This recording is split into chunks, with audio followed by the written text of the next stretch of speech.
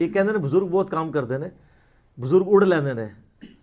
اے Siberia بزرگ اڑ کے جا کے دس سکتے ہیں سر؟ آلموسٹ آپ سمجھ لیں 8-10 ہزار کلومیٹر کا سفر بغیر ریفیولنگ کے یہ پرندے کرتے ہیں, اور سوتے بھی عوام میں, نہ کچھ کھاتے ہیں نہ پیتے ہیں, یہاں کے لینڈ کرتے ہیں. یہ تو بوئنگ 747 کو بھی ریفیولنگ کی ضرورت ہوتی ہے. یہ تو کہتے ہیں بزرگ, میں کہنا اللہ تعالیٰ نے جو پرندے بنائے نے انہوں نے برابر نہیں کوئی ہو سکتا. تو بزرگ کہتے ہیں دیکھیں جی وہ موبائل دور سن سکتا ہے, بزرگ کیوں نہیں سن سکتے؟ ادھر میں جواب دیتا ہے پھر اللہ سے بولتا ہوں ویسے تو ضرورت ہی نہیں ہے بزرگوں کو سن کے تو سن ستے ہو نا بزرگ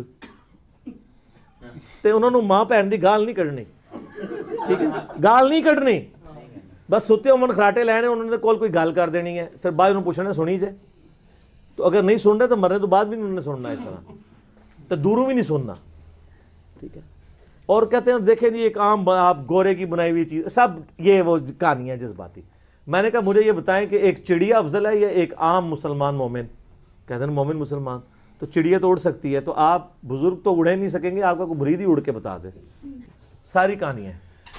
اچھا یہ ساری چیزیں بعد میں شروع ہوئی ہیں. صحابہ کرام کے بارے میں آپ کو آلموسٹ 0 واقعات ملیں گے, حالانکہ ادھر زیادہ ملنے چاہیے تھے. وہ زیادہ حقدار تھے کہ ان کو آئے دن زیارتیں ہوئی بھی ہوتی, آئے دن وہ واقعات. تو میں اس کو اسی پہ کنکلوڈ کرتا ہوں جو میں ایک اکثر بتاتا ہوں کہ صحیح مسلم میں حدیث ہے, بنو سلمہ نے ارادہ کیا کہ مسجد نبوی کے قریب شفٹ ہو جائیں. نبی الاسلام نے ان کو دیکھا تو آپ فرمایا کیوں؟ ان کا یا رسول اللہ اتنی دور سے چل کے آتے ہیں, جماعت کا مسئلہ ہوتا ہے. تو ہم نے کہا ہم شفٹ ہی ادھر ہو جاتے ہیں. آپ فرمایا جتنے قدم چل کے آتے ہو تمہیں ہر قدم پہ نیکیاں ملتی ہیں. تو انہوں نے مدینہ شریف میں مسجد نبوی قریب شفٹ ہونے کا ارادہ ترک کر کے واپس اپنے گاؤں میں چلے گئے, اتنے قدم چل کے آئیں گے. تو میں اس پہ ایک معصومانہ سوال کرتا ہوں, آپ تو بزرگوں کے بارے میں کلیم کرتے ہیں وہ اڑ کے پہنچ جاتے ہیں, تو نبی الاسلام صحابہ وہ کہتے ہیں یار اولیاء اللہ تو تمہارے قدموں کی خاک ہیں. بلکہ وہ جو ایک اور انہوں نے بنایا ہوا ہے کہ اگر کسی فلاں شخص کی گھوڑے کی سم سے خاک اڑے اور وہ جا کے ادھر جناب ناک میں کسی گھوڑے کی بیٹھے اور اس سے بھی زیادہ ایک جو ہے صحابی افضل ہے, تو یہ صحابہ تو جو ہے اتنے افضل ہے, تو آپ کے اولیاء اللہ بغیر بوئنگ 747 کے, بغیر اونٹ کے, بغیر گھوڑوں کے ایک نماز پڑھتے ہیں مسجد نبوی میں, دوسری پڑھتے ہیں بیت اللہ میں, تیسری پڑھتے ہیں بیت المقدس میں جا کے, ٹھیک ہے جی, اور چوتھی جو ہے وہ واپس آ کے جہلم شریف پڑھتے ہیں یا لاہور شریف پڑھتے ہیں یا کراچی شریف یا اجمیر شریف یا بغداد شریف. تو صحابہ کرام کو تو دماغ میں نہیں تھا کوئی بندہ اڑ سکتا ہے, تو ورنہ کوئی ایسی بات ہونی چاہیے تھی نا, کیونکہ اس زمانے میں لوگ اڑا نہیں کرتے تھے. یہ ایوولوشن شاید ہو گئی ہے کہ اب لوگ اڑنا شروع ہے. ایوولوشن بھی یہ ہے کہ اگر پہلے اڑتا تھا تو اس کے پر آہستہ آہستہ ختم ہوا ہے. ایوولوشن یہ ڈارون بھی نہیں منتا کہ کتے پر نہیں سن تو ہوں اگنے شروع ہو گئے ہیں. یہ وہ ایوولوشن ہے ڈارون بھی نہیں منتا, ٹھیک ہے. وہ کہتے ہیں نہیں پرندے سن تھلے آئے تو جو ہے تو یہ جڑی یعنی صوفیاں دی اور مولویاں دی ایوولوشن ہے تو بڑی ڈاڈی ہے.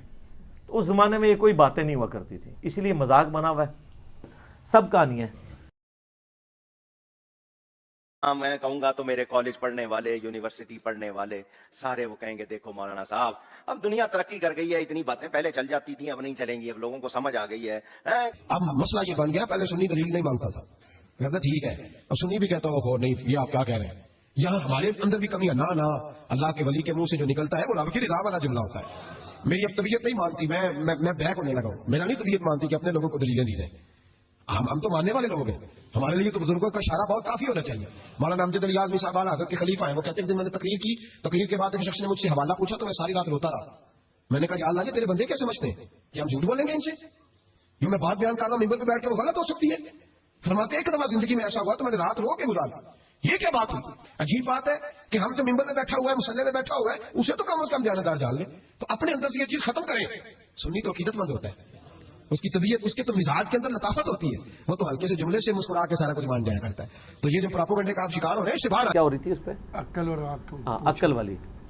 تو یہ بات تو ٹھیک ہے, سورہ بنی اسرائیل کی آیت نمبر 36 ہے, وَلَا تَقْفُ مَا لَيْسَ لَكَ بِهِ عِلْمٌ إِنَّ السَّمْعَ وَالْبَصَرَ وَالْفُؤَادَ كُلُّ أُولَٰئِكَ كَانَ عَنْهُ مسؤولا. 10 کمانڈمنٹ میں سے 9th کمانڈ ہے, اے انسان کسی چیز کی پیروی اس وقت تک مت کر جب تک کہ اس کے بارے میں تیرے پاس ڈیفینیٹ علم نہ آ جائے. بے شک کان, آنکھیں اور عقل اس کے بارے میں تم سے پوچھا جائے گا. کہ تم نے ان نعمتوں کو یوز کیوں نہیں کیا. اور قرآن حکیم میں کئی جگہ ہے کہ یہ نعمتیں پوچھی جائیں گی.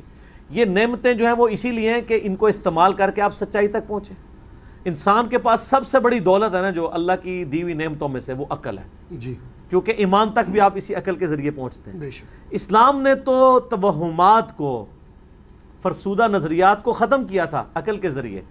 اور اسلام کے ماننے والے کہیں عقل استعمال نہ کرو. ہاں پارشلی بات درست ہے کہ جہاں اللہ کا حکم آ جائے نا وہاں عقل کو دخل نہیں ہے. جی لیکن جہاں اللہ کا حکم بھی نہیں ہے، بزرگوں کے فرامین ہے، وہاں تو عقل اپنی استعمال کریں گے نا. مثلا میں عقل استعمال کرنے کا آپ کو طریقہ بتاتا ہوں.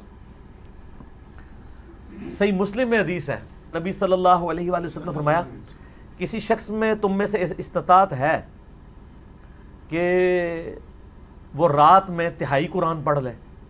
صحابہ نے کہا یا رسول اللہ کس میں استطاعت ہو سکتی ہے؟ تو آپ نے فرمایا سورہ اخلاص تہائی قرآن کے برابر ہے. سبحان اللہ. بے شک. لیکن آپ کے اولیاء اللہ تو ایک ایک رات میں 8 قرآن ختم کرتے تھے، فضائل مال میں لکھا ہوا ہے. تو صحابہ کرام تو کہتے ہیں ہمارے اندر استطاعت نہیں ہے، وہ تو عربی بھی تھے. جی تو یہ اس پہ اگر کوئی اپنی عقل استعمال کرتا ہے کہ 8 قرآن ایک رات میں کیسے کسی نے ختم کر لیے، یہ عقل استعمال کرنا منع نہیں ہے. مولوی اس عقل کے اوپر قدغن لگاتا ہے جی اور نہ یہ دین کو کوشچن کر رہے ہیں. یہ تو بالکل ٹھیک ہے. آپ عقل اس میں بھی استعمال کریں کہ جامعہ ترمذی میں حدیث ہے کہ جس شخص نے 3 دن سے کم میں قرآن ختم کیا اس نے قرآن کا حق نہیں ادا کیا.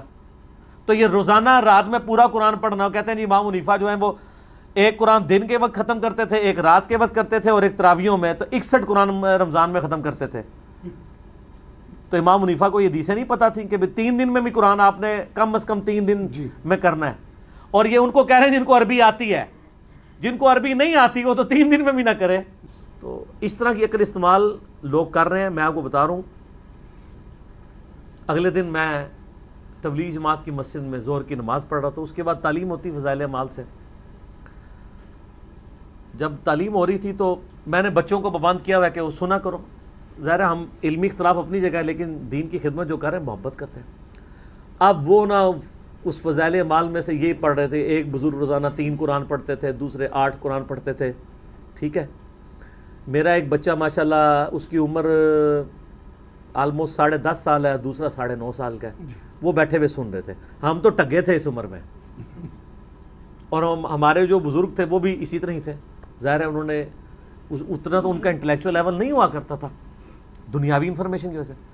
اچھا اب وہ یہ بات جب وہ کر رہا نا تو میں اب دل میں سوچ رہا کہ میرے بچوں نے اگر درس کے بعد مجھے پوچھ لیا کہ یہ کیا کہانیاں کرا رہے تھے تو میں کیا کروں گا. اچھا میں بیٹھا ہوتا تو میرے ابا جی نے یہ نہیں سوچنا تھا. اس زمانے میں لوگ اتنے زیادہ عقل نہیں استعمال کیا کرتے تھے، اسی لیے تو تبدیلی نہیں آتی تھی. تو تبدیلی تو اب آئی ہوئی ہے. وہی ہوا جی، واپسی پہ موٹر بائک پہ ہم بیٹھے تو مجھے میرا بیٹا کہتا ہے کہ بابا جان یہ درس تو بڑا اچھا تھا لیکن یہ 8 قرآن کس طرح کوئی پڑھ سکتا ہے روزانہ؟ قرآن تو اتنا موٹا ہے. اب وہ اس لیے کہہ رہا ہے اس نے قرآن پڑھا ہوا ہے، قرآن پڑھتا ہے، اسے پتہ ہے یار یہ اتنی موٹی کتاب ہے، یہ 8 دفعہ کیسے ایک رات پہ ختم ہو سکتی ہے. تو میں نے کہا بیٹا یہ کہانی تھی، کہانی چھوڑ دو، باقی باتیں لے لو. یہ اب آپ کو اپنی ینگ جنریشن کو اس اعتبار سے ایجوکیٹ کرنا پڑے گا. آپ کی ینگ جنریشن آپ سے پوچھے گی کہ یہ کہانیاں کیوں ہیں.